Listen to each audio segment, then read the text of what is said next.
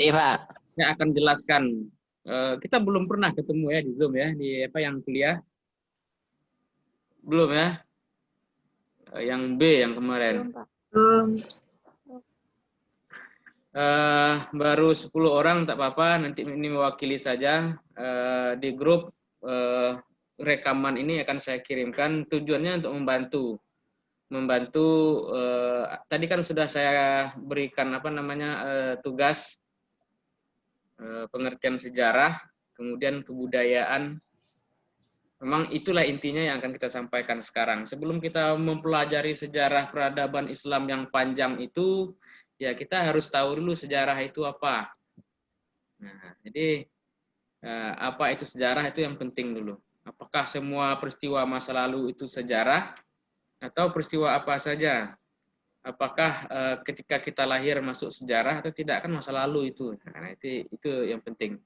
Apalagi kalau kita kaitkan nanti dengan sejarah peradaban Islam, Oke, tadi saya sudah jelaskan apa yang akan Anda cari. Nah, nih.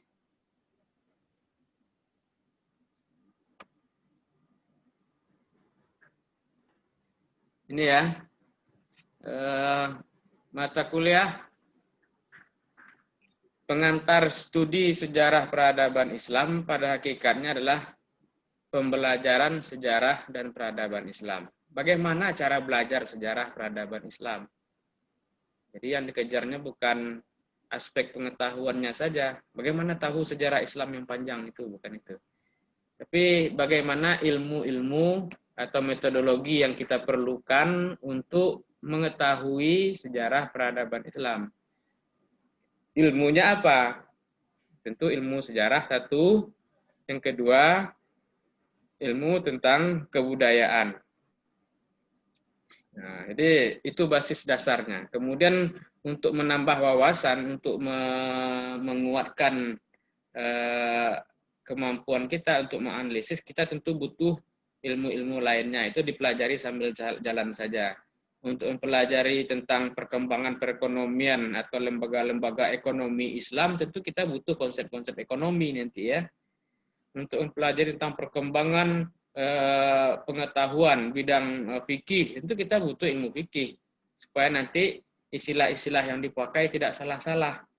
Jadi ilmu sejarah peradaban Islam ini ilmunya komplit, tidak ilmu tentang masa lalu saja, tapi kita harus menguasai ilmu-ilmu yang lain. Itu makanya Ibnu Khaldun mengatakan ilmu sejarah ini adalah ibunya ilmu. Nah, sejarah itu ibunya ilmu karena anaknya banyak. Belajar tentang perkembangan sistem pemerintahan Islam dari zaman Nabi sampai sekarang, itu butuh ilmu politik dan ilmu pemerintahan untuk melihat perkembangan lembaga-lembaga ekonomi Islam, Baitul Mal, Badan Wakaf dan segala macamnya, itu butuh ilmu fikih Islam, ilmu muamalat misalnya. Jadi banyak. Itu makanya ilmu sejarah disebut dengan ibunya ilmu. Ya. Jadi tadi sudah dicari ya. Sudah dicari, nanti coba dicocokkan dengan yang sudah dicari. Pengertian sejarah menurut para ahli banyak itu. Mau menurut Ibnu Khaldun, mau menurut Ibnu Katsir, mau menurut Kunto Wijoyo, mau menurut Taufik Abdullah, menurut Hatta dan segala macam, itu gampang. Tinggal searching Google dapat semuanya. Tapi yang penting bagi kita bagaimana memahami definisi atau pengertian yang sudah dibuat oleh para ahli tersebut. Nah, kalau kita lihat tingkatannya, cerita sejarah itu sebelum kita mengambil pengertian sejarah, cerita sejarah itu awalnya orang bercerita tentang persoalan asal-usul. Maka asal-usul disebut juga dulu dengan sejarah. Asal-usul Kota Padang. Itu kalau terkait dengan tempat. Kalau terkait dengan orang, ini silsilah namanya. Silsilah. Kuliah, Pak. Ya. Jumat ngajar, Pak, penuh. Ya.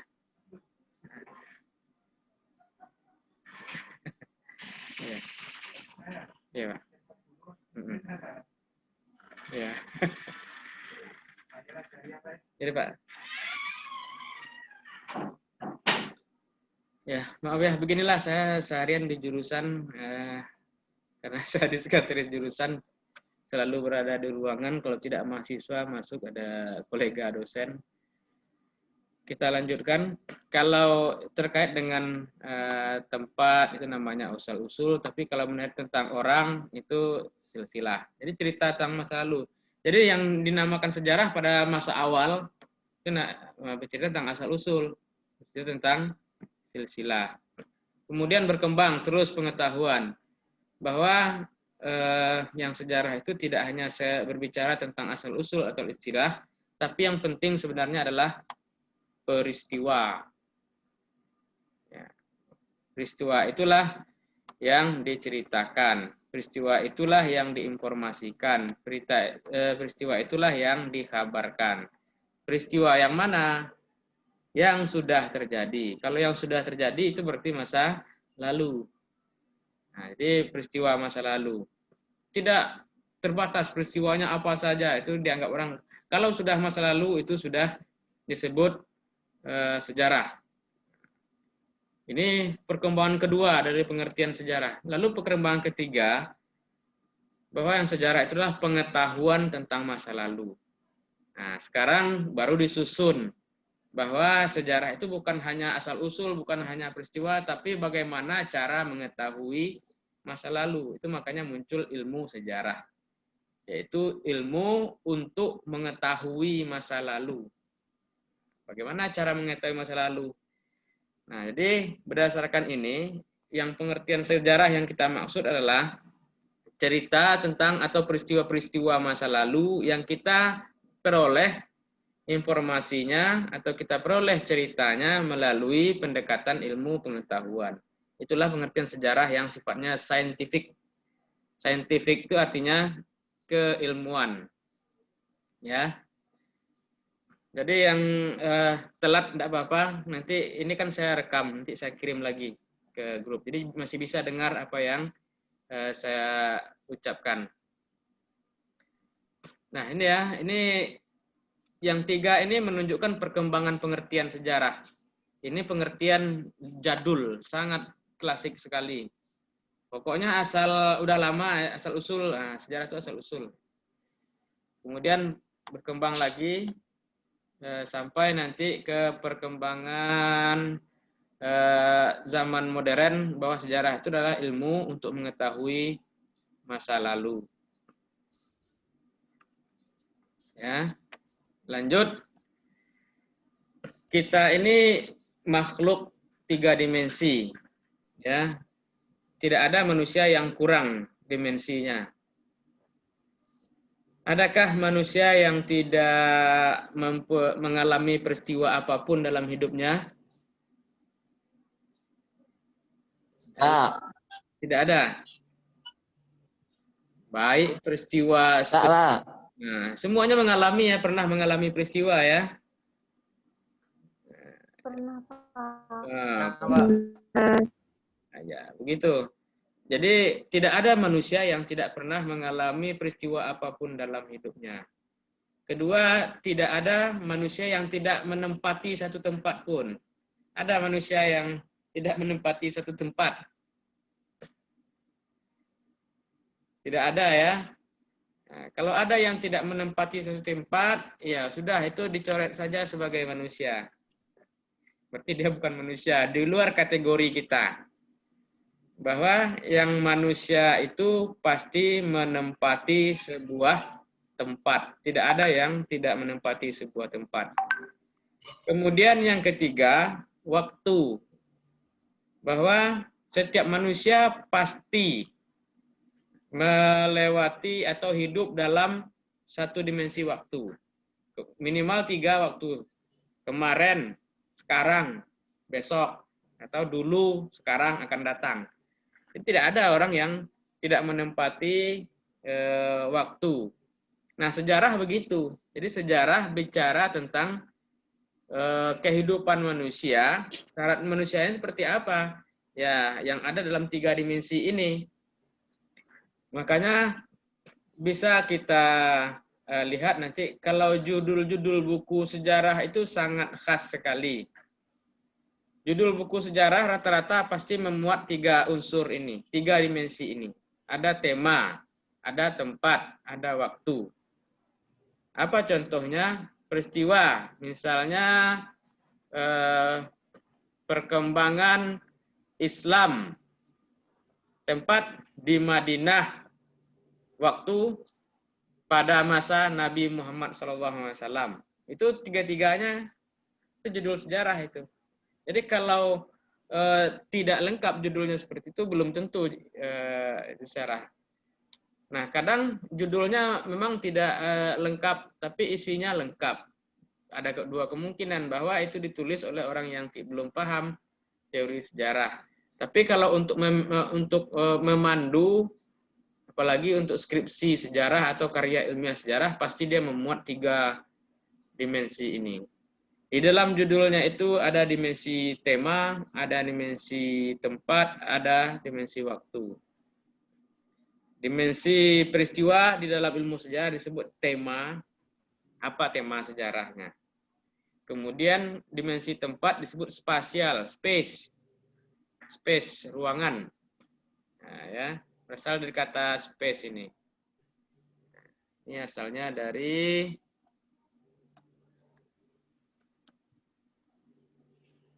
ini.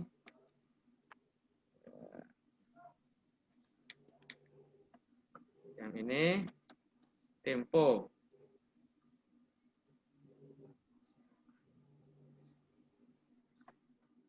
Tempo sama kemudian juga time.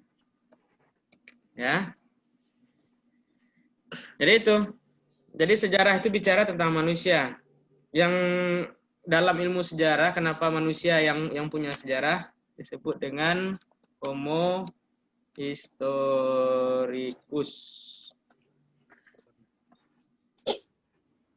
Homo historicus. Manusia itu makhluk sejarah. Jadi hanya manusia yang bikin sejarah di dunia ini. Hewan tidak. Bayangkan kalau hewan bikin sejarah, semut itu kalau perkembangan seperti manusia mungkin dia sudah bikin gedung sendiri, habis tanah kita untuk bikin gedung. Untung dia cuma numpang di gedung kita, kan? Burung seandainya berpikir dia untuk bikin sarang, dia mungkin malas bikin sarang di pohon. Saya mau bikin sarang lebih besar lah biar bebas terbang-terbang di dalamnya. Mungkin habis dunia ini. Itu makanya hewan tidak disebut sebagai makhluk sejarah. Malaikat juga tidak disebut makhluk sejarah karena memang hidupnya begitu-begitu saja sejak dulu. Malaikat itu ya dia patuh terhadap apa yang diperintah Allah dan tidak pernah mengingkari apa yang perintah Allah. Itu saja kerjanya. Nah, jadi dia sudah punya tugas masing-masing dan tidak akan berubah-ubah. Tapi manusia ini meskipun sudah dikasih tugas kadang tidak dikerjakannya. Nah, ini makanya manusia ini paling banyak menentukan atau paling banyak membuat perubahan dalam muka bumi. Itulah perubahan-perubahan itulah yang nantinya kita sebut sebagai sejarah. Nah, apa hukum sejarah itu? Hukum sejarah itu yang pertama change, yang kedua change and continuity. Continuity, apa artinya? Ada yang tahu? Berubah dan terus berlanjut. Nah, ya. Kita itu begitu, berubah kemudian berlanjut. Yang berubah tapi tidak sanggup berlanjut berarti dia meninggal atau begitu ya. Berubah terus berlanjut. Jadi ada juga yang tidak berlanjut, misalnya dulu kita makan apa ya, makanan, coba apa makanan yang klasik, makan dodol. Sekarang tidak ada lagi. Zaman berubah, orang sudah makan brownies. Adalah tinggal aja lah dodol kalamai itu. Nah, perubahan. Jadi yang dodol sampai sekarang tidak dibikin orang lagi itu namanya uncontinue atau discontinue, tidak berlanjut. Kenapa tidak berlanjut? Ya bahannya susah bikinnya apa, manusia tidak suka yang rumit-rumit lagi, mereka ingin yang praktis-praktis. Itu dodol tidak berlanjut. Tapi ada yang continue, ada yang berlanjut, gitu kan? Meskipun ada perubahan-perubahan, tapi ini tetap berlanjut. Nah, kenapa dia berlanjut? Ya beralih orang masih pakai dodol, masih pakai kalamai misalnya, begitu. Jadi hukum sejarah itu saja. Ada yang hilang dan ada yang pergi karena faktor-faktor yang mengubahnya. Jadi faktor change membuat sesuatu itu terus berlanjut, ada yang hilang. Begitu. Nah, lalu susunlah definisi sejarah sendiri nanti. Itu kan sudah saya suruh cari kan, bahwa sejarah itu adalah peristiwa penting di suatu tempat penting pada waktu tertentu. Jadi dia tidak bisa waktunya sama, pasti ada batasan waktunya. Karena hukum continuity tadi. Perang Badar berlanjut tidak? Tidak. Ya, kan perang Badar hanya segitu. Jadi dibatasi. Perang Badar dia bisa kita baca sebagai sebuah peristiwa, bisa kita baca sebagai waktu. Sejarah. Waktu ya. Waktu. Ya. Kalau sebagai peristiwa, ya peristiwa perangnya itu, pertempurannya itu. Tapi sebagai waktu, Nabi waktu perang Badar itu kan, ya, perang Badar juga menunjukkan waktu. Kapan terjadinya? Waktu perang Badar. Nah, jadi harus kita bisa bedakan mana dia sebagai sebuah peristiwa, mana sebagai sebuah waktu. Itu penempatannya nanti dalam kalimat. Ketika dalam kalimat dia menjadi tempat atau menjadi waktu. Ya, jadi ini gampang kan? Bahwa tidak semua peristiwa itu yang bisa kita sebut sejarah. Pertama, peristiwanya itu penting. Apa ciri-ciri pentingnya? Dia membuat perubahan atau mengubah berdampak pada kehidupan orang banyak. Tempat, begitu juga. Tempat kejadian peristiwa. Kemudian waktu, untuk penanda waktu. Jadi batasan kajian sejarah itu dibatasi oleh 3 dimensi ini. Peristiwa, tempat, waktu. Nah, ini kalau ada cerita pada zaman dahulu kala tidak jelas waktunya apa, itu bukan peristiwa sejarah. Kapan waktunya? Entah. Itu berarti belum cukup syarat. Meskipun dia terjadi pada yang lalu. Nah, nanti silakan dicari definisinya sebanyak-banyaknya untuk mendapatkan pemahaman yang lebih lanjut tentang apa yang sudah saya jelaskan.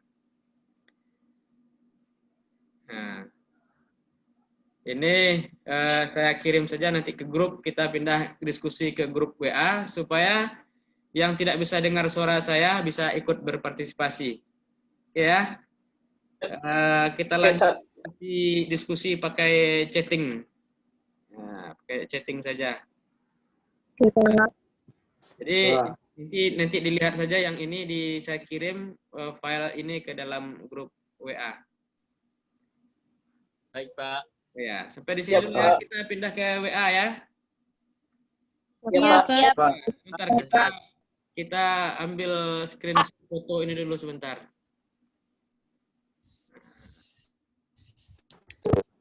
Saya screenshot dulu.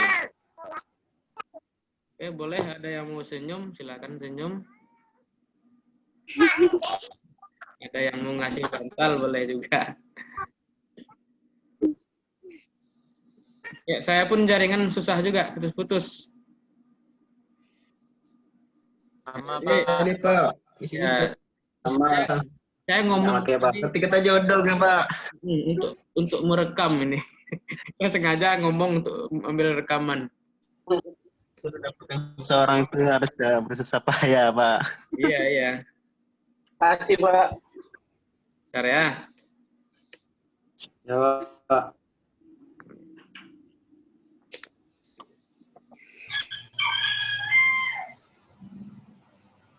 Tuh, bagus ayamnya. Bentar. Saya screenshot dulu.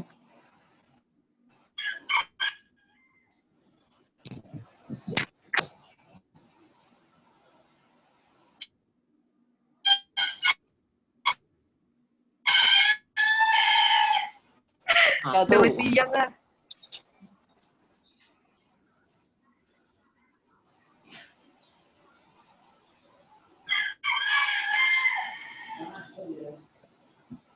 Ayam tolong dikondisikan.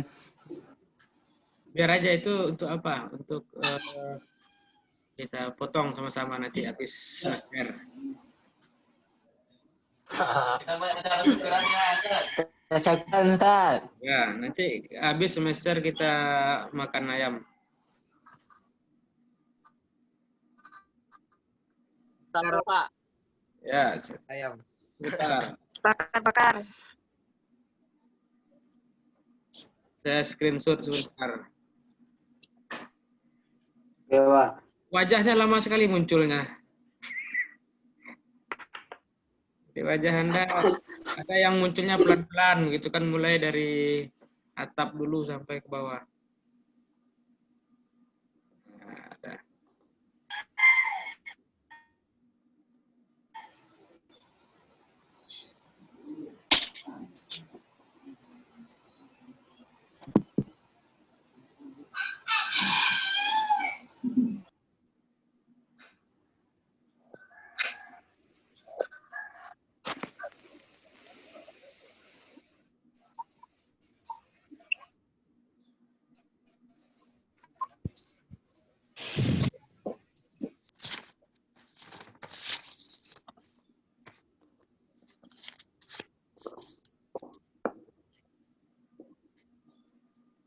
Nah, ada ya, kita pindah ke grup WA.